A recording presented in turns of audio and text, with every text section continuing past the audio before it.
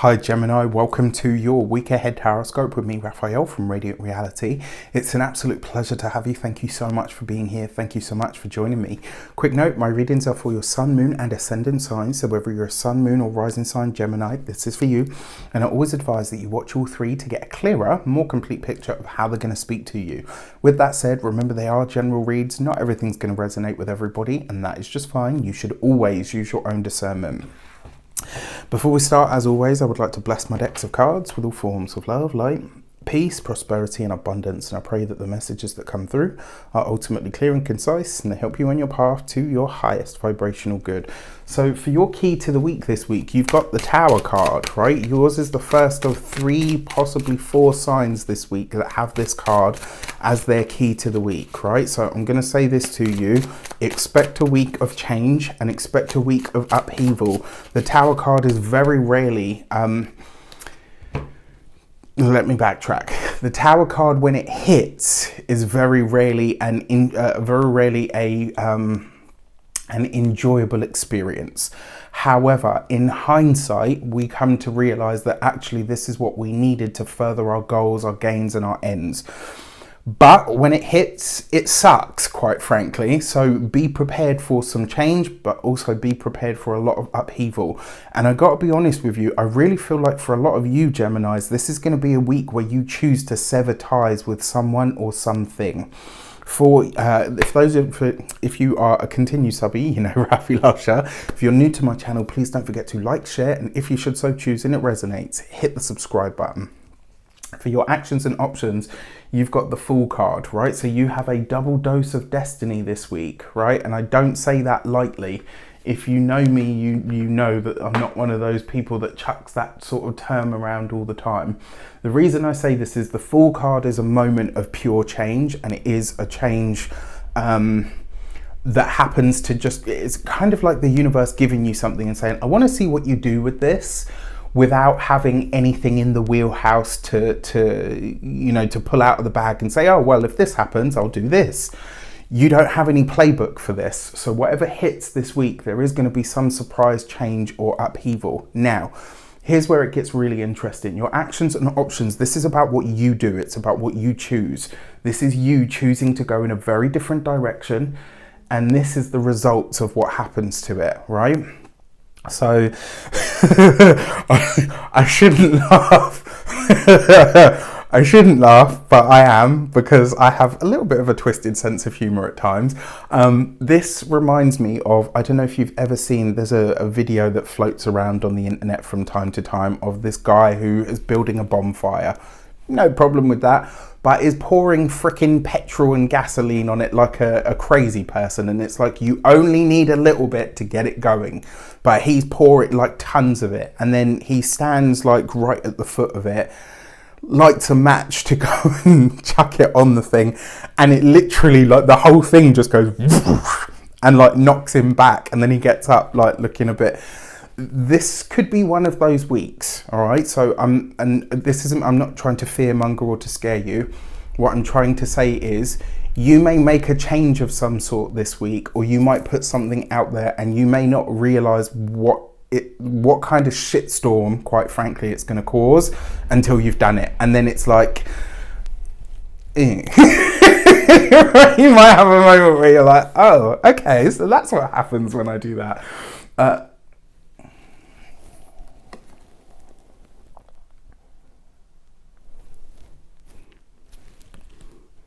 Right, Gemini. You have a double hit of the Tower. You've got the Tower, and you've got the Fool card. It looks like whatever you're putting out, whatever you are going to say this week is going to set a cat amongst the pigeons, all right? You may voice something that is a very unpopular opinion. I hear most Geminis out there right now like, really, Raph? None of us give a shit. I get it. But I will say this week, if there is something that you, maybe an unpopular opinion, if there is something that you don't want to be common knowledge or to follow you, I would think very, very carefully about what you say or what you put out into the digital sphere this week, because it could literally Do you know what I mean? So just please, please, please be conscious. You know, anyway. I can't really put a brighter spin on this because it is what it is. For those of you that are employed by somebody else, the shit could really hit the, excuse me, potty mouth today, but it could really hit the fan this week at work, all right? So be prepared, because again, it might be something that you say, and to you, it might seem like a really small thing that you say. It might seem like a really small thing that you change, but it just has like really wildfire consequences. You know, I hate that word as well. Like ripples, let's say, after effects is probably better. For those of you that are employed by, like self-employed or business owners, again, be careful what you're putting out this week, because there's a chance that maybe something that you say is taken or misconstrued. Be very clear in what you say this week, right? Be very clear and very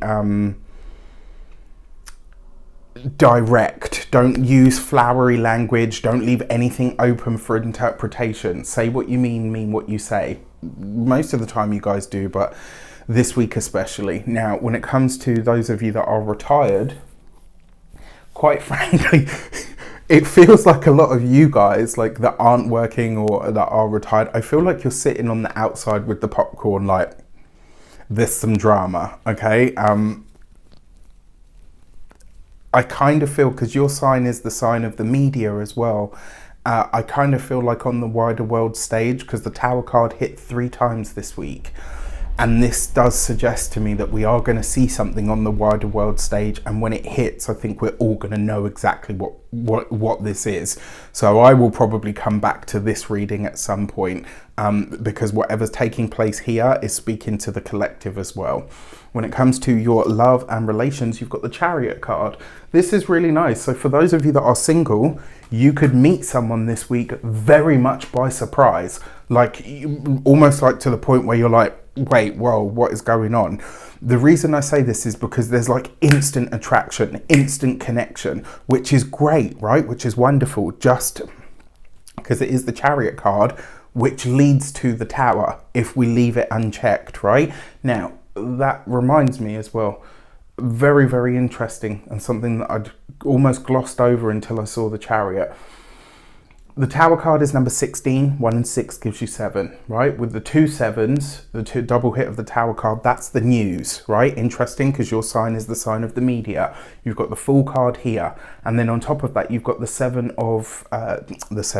you've got the Chariot card, which is number 7. 3 7s represents infirmity, right? Now, on a personal level, something is not quite as solid as it needs to be for you to launch it as yet, right? For those of you that are partnered, married, or in long-term commitments, the relationship isn't at the stage where it can bear the brunt of some big change that you're about to make. Consider it wisely.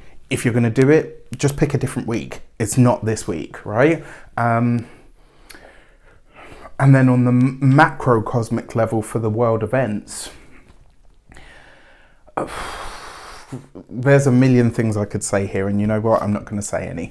For your money and materials, you've got the Ace of Cups. I can hear a lot of you right now like, wow, you gotta say something. No, I don't, and no, I'm not going to. For this coupling, this pairing, this could be some sort of spontaneous opportunity to make more money that comes very suddenly. I got to be honest with you, it may be more work than you are either prepared for or expect, and so it could kind of be something that grows legs and just goes really, really quickly. But this is good news that will come by the time we get to the end of the week. I think we'll have hit. This is a great card for health because it usually represents like good vitality. You do have those 3 7s, which can sometimes speak about like an infirmity of the body. So you've got to look after yourself this week, right? Especially if you're working really hard, and it looks like a lot of you may very well be. And then for your home and environment, for some of you, this is pregnancy, right? Especially with the Fool card there in the actions and options.